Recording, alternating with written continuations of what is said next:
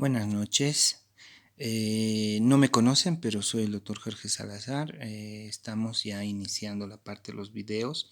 Vamos a irles pasando videos o tutoriales de los temas que estamos lanzando a través de la página, utilizando las mismas presentaciones para que ustedes sepan en resumidas cuentas qué es lo que estamos avanzando.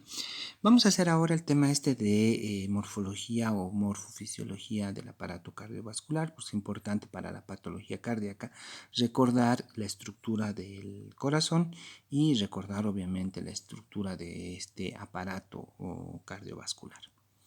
Vamos a empezar con el corazón. Entonces recordemos, nosotros tenemos en el caso del corazón 4 cavidades, ahí están colocadas, están las aurículas derecha e izquierda, los 2 ventrículos que los recordamos muy bien. Recordamos que en el caso para las cavidades, fíjense, ahí está la cavidad derecha, tenemos una entrada que es la vena cava superior, otra entrada que es la vena cava inferior, y está el seno coronario, que son 3 entradas que tiene la aurícula.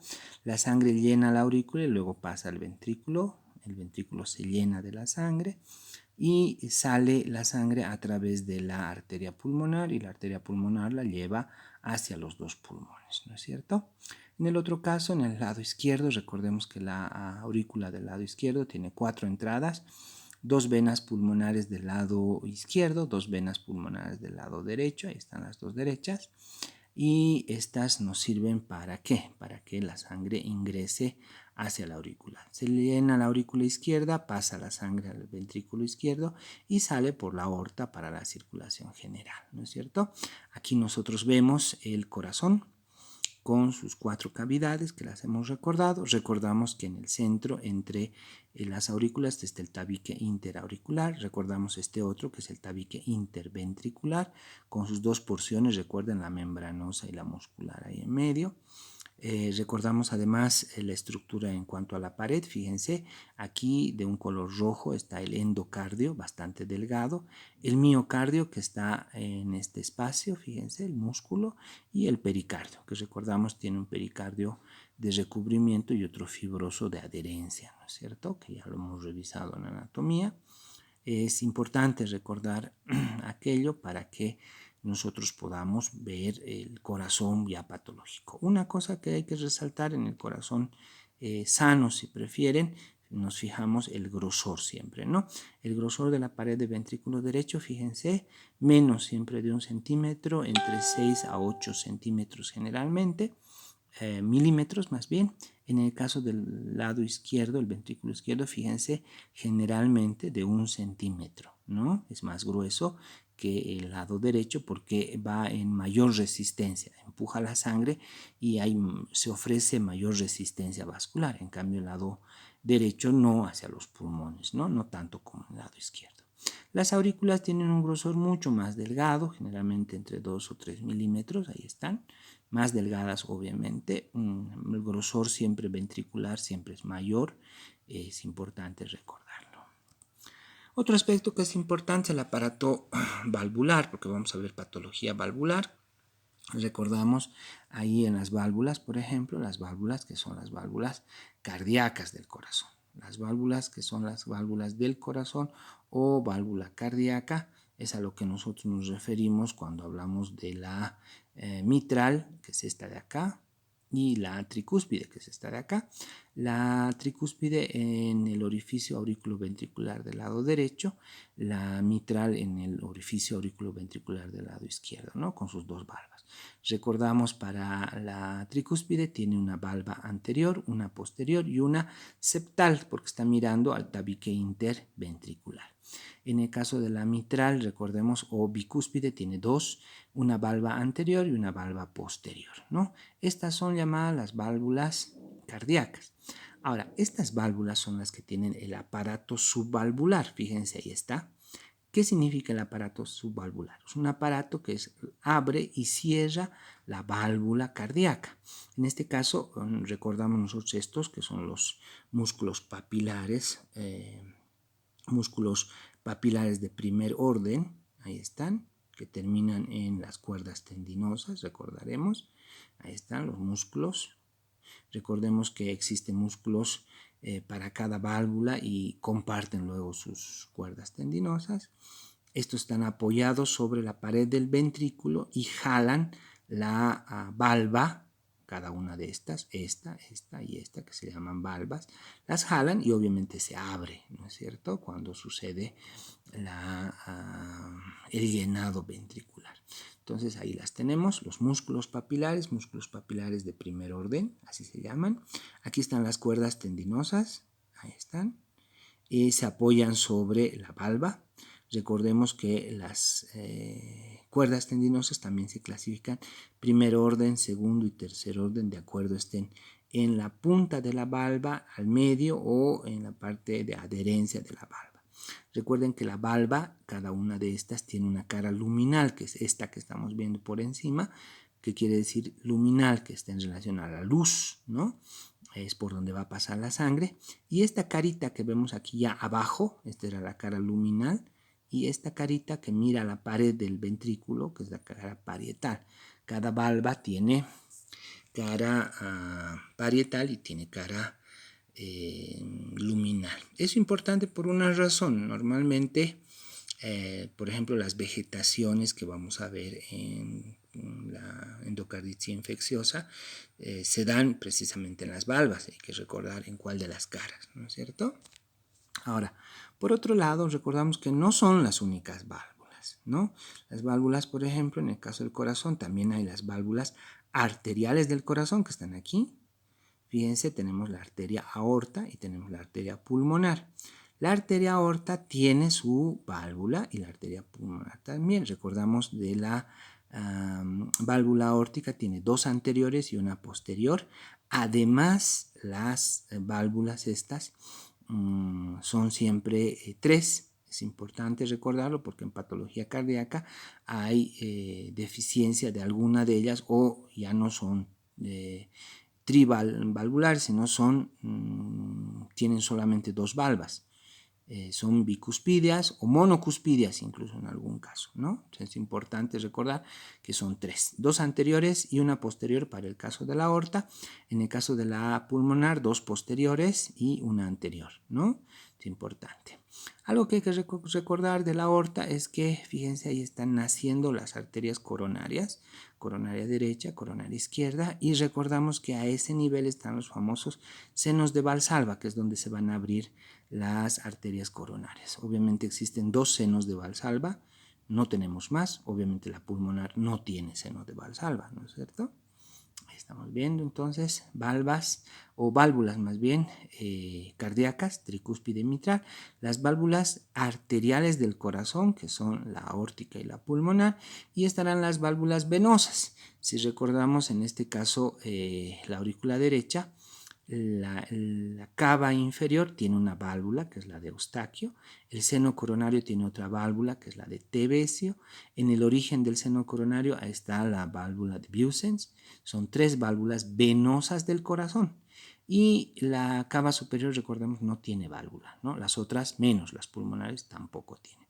Entonces, en el corazón se pueden ver estas, las válvulas cardíacas del corazón, tricúspide y mitral. Las válvulas arteriales del corazón, la aórtica, la pulmonar, y las válvulas venosas de la cava inferior del seno coronario, que son dos. Bien, irrigación es importante recordar la irrigación porque vamos a ver patología isquémica, ¿no es cierto? En este esquema, fíjense, es un esquema de la cara anterior del corazón. Ahí se ve otra vez la arteria aorta, que la hemos recordado. Hemos visto que nacen de ella las dos arterias coronarias. Ahí está coronaria derecha, coronaria izquierda. En el caso, recordemos que la coronaria del lado derecho, esta, recorre obviamente el surco auriculoventricular derecho. La coronaria izquierda también. La diferencia es que la coronaria derecha, esta es larga. Se da la vuelta, llega hasta este punto. Fíjense, es una imagen de la cara posterior, esa aurícula del lado derecho también. Da la vuelta y se va a unir con la circunfleja del otro lado. Y va a dar esta otra que es la interventricular, pero es larga, eso es lo importante, ¿no? La derecha. La izquierda no, la izquierda es pequeña, de 2 centímetros apenas. Miren, nace aquí y aquí termina, hasta ahí es. es así pequeña la coronaria izquierda, y rápidamente se divide en sus dos ramas terminales, la circunfleja, que es esta, por eso se llama circunfleja, da la vuelta al corazón, aparece por acá, por el lado izquierdo, así, y se va a unir a la coronaria del lado derecho. Y la interventricular anterior, ¿no? Entonces, la diferencia entre las dos arterias coronarias, la derecha larga, la izquierda corta y rápido termina. ¿Qué ramas tienen? En el caso de la arteria coronaria del lado derecho, siempre se describen ramas auriculares para la aurícula y ramas ventriculares para el ventrículo, que son muy importantes, obviamente, para la irrigación de todo el corazón.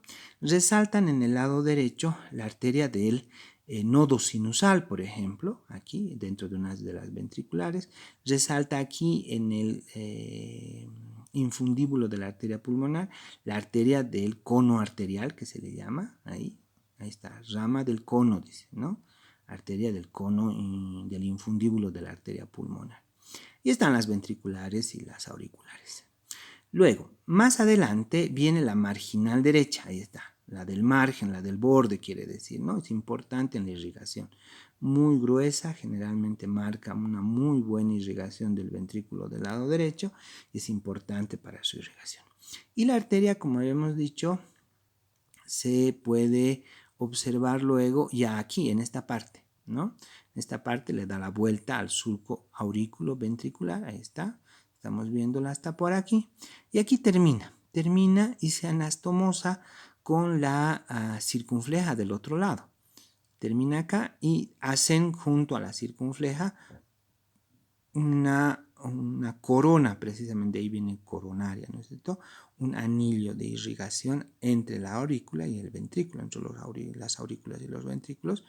Y estas arterias, la coronaria derecha, digamos, termina aquí precisamente. ¿Cuál es su última rama? La arteria interventricular inferior, que es esta que está bajando aquí. Está situada precisamente entre el ventrículo izquierdo y derecho, por eso se llama interventricular. Es importante para la irrigación de los ventrículos en su cara inferior, pero además para el tabique interventricular. Recuerden las arterias septales, ¿no es cierto? Esta la marginal, otra vez la estamos viendo, la marginal del lado derecho, obviamente. Ahora, ¿qué pasa con la izquierda? La izquierda está acá, nace, es corta, de 2 centímetros generalmente, y termina dando dos ramas. La coronaria del lado izquierdo obviamente también da ramas auriculares y alguna rama ventricular, pero se divide rápido, y esta es la arteria circunfleja, la que después vamos a ver aquí. Da la vuelta y es la que se anastomosa con la coronaria del lado derecho. Esa es la circunfleja.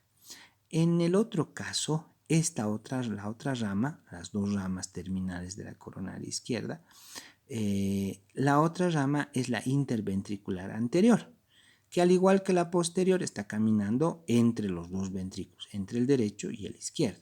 Ahí está la interventricular anterior, que luego se va a anastomosar en la punta del corazón con la interventricular inferior o posterior. Estas dos también es anastomosis entre la interventricular anterior y la interventricular posterior o posterior inferior o inferior, como le dije, es muy importante para mantener la irrigación, ¿no es cierto? Una falla y la arteria lleva la sangre por el otro lado, ¿no es cierto? Para eso son las anastomosis. Y en este caso, por ejemplo, puntual, hay que recordar muy bien esta arteria, la interventricular anterior, por una razón. La mayor parte de los infartos de miocardio, ¿dónde son? Aquí, en esta arteria. Si a un médico le dice, miren, vas a hacer un estudio y vas a tratar de encontrar dónde está este taponamiento arterial, ¿cuál es la primera que buscan? Esta. ¿Por qué? Porque el 80% de los infartos agudos de miocardio se dan ¿dónde? En esta, en la interventricular anterior. Mucho ojo. Después le siguen recién la circunfleja, le sigue la coronaria derecha, etc. Pero la mayor parte es en esta arteria. Muy, muy frecuente. En las mismas imágenes ustedes se van a dar cuenta que la mayor parte refiere infarto aquí adelante. Y ahí viene la misma sintomatología. Es muy frecuente aquí, el dolor, los signos, todo. Ahora, alguna vez, por ejemplo, se da en interventricular posterior. El paciente no siente dolor en el pecho, siente dolor en el estómago, por ejemplo. ¿no? Ya un poquito diferente el cuadro.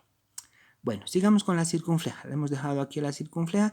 La circunfleja aquí da otra rama que es muy conocida también, que es la marginal del lado izquierdo. Fíjense, aquí había una marginal derecha, aquí está la marginal del lado izquierdo.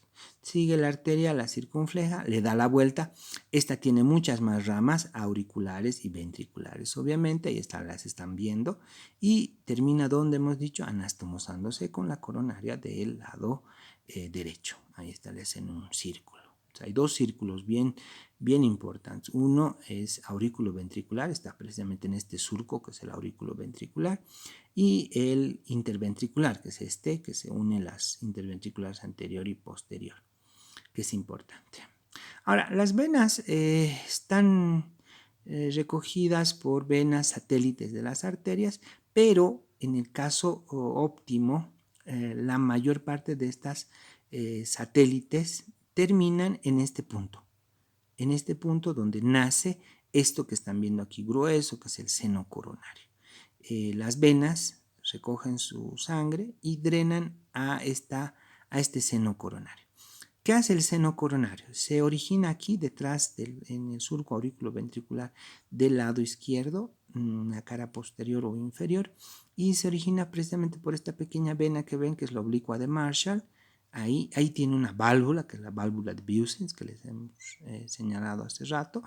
Viene hasta por acá, sigue recibiendo las venas y luego drena la sangre a la aurícula del lado derecho. Y ahí tiene su otra válvula, que es la válvula venosa también, que es la válvula de Tevesio. Entonces, el seno coronario tiene dos válvulas. La válvula de Bussens, que es esta, que está más o menos a esta altura en su origen, y la válvula de Tevesio, que está en la desembocadura de la aurícula del lado derecho. Recuerden, Bussens, Tevesio y la válvula de Eustaquio, que está en la cava inferior, que es el orificio de la cava. La aurícula derecha tiene cava superior, cava inferior, ¿no es cierto? Ahí están. Esas se pueden ver bastante bien. Bueno, eso con respecto a la irrigación.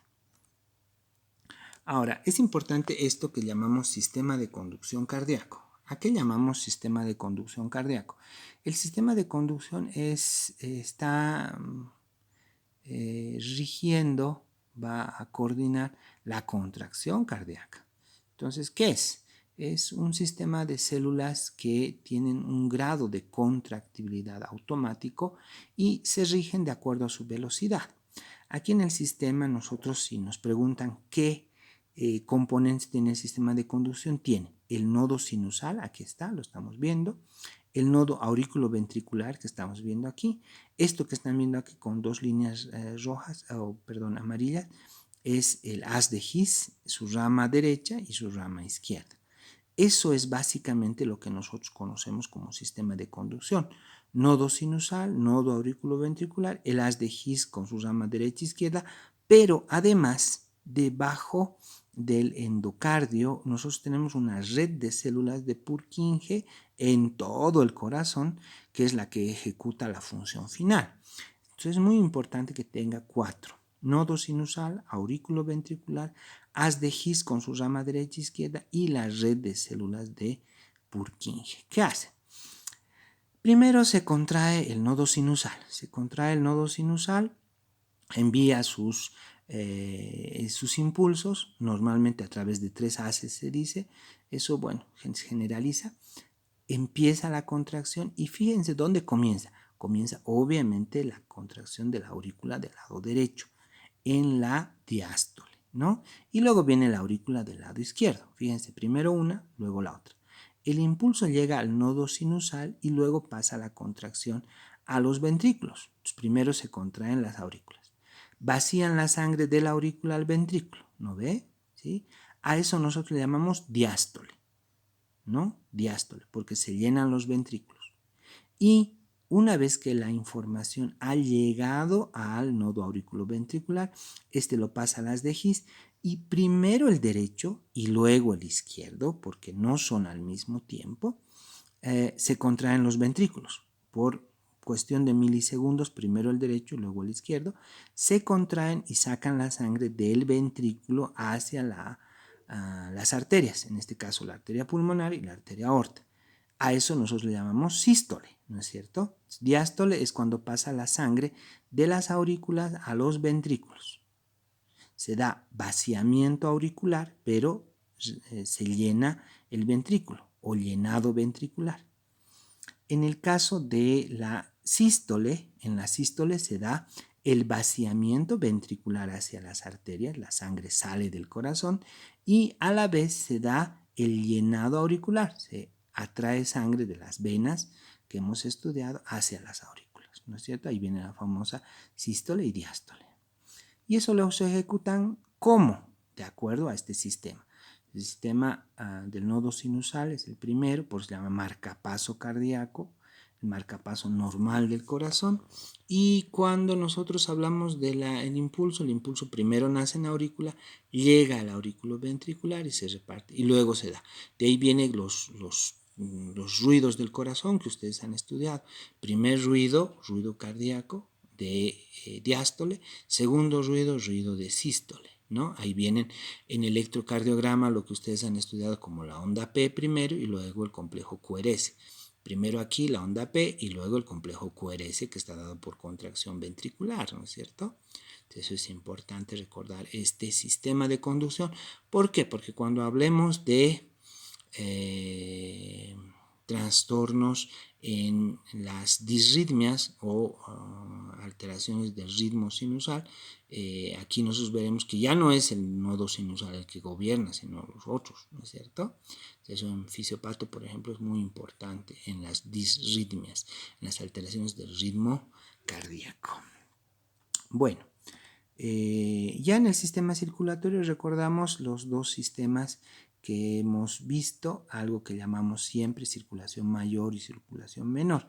¿Qué es la circulación menor? La circulación menor o pulmonar también se dice, es la que lleva o recoge la sangre de todo el cuerpo, la lleva desde el ventrículo, comienza en ventrículo del lado derecho, la lleva a los pulmones, ¿no? Entonces sale de acá, se va a los pulmones y vuelve a los pulmones por las venas pulmonares a la aurícula del lado izquierdo. Entonces nace en ventrículo, va hacia los pulmones, se oxigena la sangre y vuelve, ¿no es cierto?, al corazón. A eso le llamamos como circulación pulmonar o circulación menor. En cambio, cuando hablamos de circulación mayor, nace en ventrículo del lado izquierdo, sale por la aorta y se distribuye a todo el cuerpo, ¿no?, a todo lado.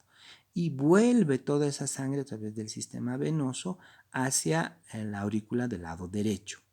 Entonces sale del corazón por aurícula o ventrículo izquierdo, va a todo el cuerpo y luego vuelve y llega a la aurícula del lado derecho, formando esta circulación que es la circulación a la que llamamos circulación menor.